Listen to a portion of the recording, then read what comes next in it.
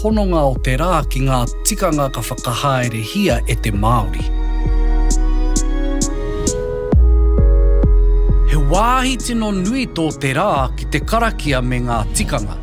Tai atu ki ētahi karakia, ki ētahi huihuinga ōkawa I whakahaeretia e o tātou tīpuna I te ata pō, I mua I te arangāke o te rā. I te pikinga o te rā ki te rangi, kua kawea mai I ngā hihi o tamanui te rā, te aho mārama, kua tau mai te māramatanga me te manaakitanga ki te huihuinga.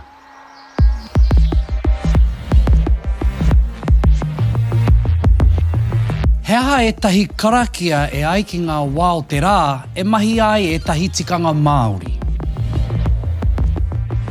Ko tētahi o ngā tikanga nui whakaharahara I te ao Māori, ko te kawa o te whakatuwhera whare tipuna.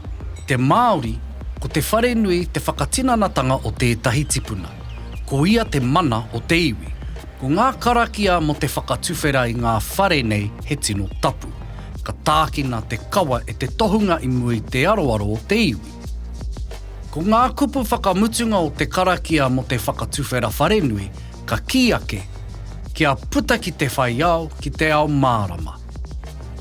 Ko tamanui te rā te ao mārama, ko tōna ranga ake e hono ana ki tēnei tikanga Māori nui whakaharahara.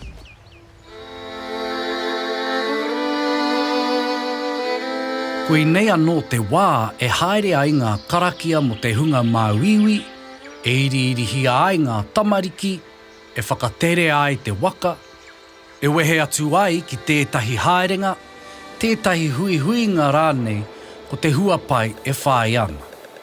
E hono ana te rā ki te aho mārama, ki te noho ora, ki te oranga, ki te mātauranga.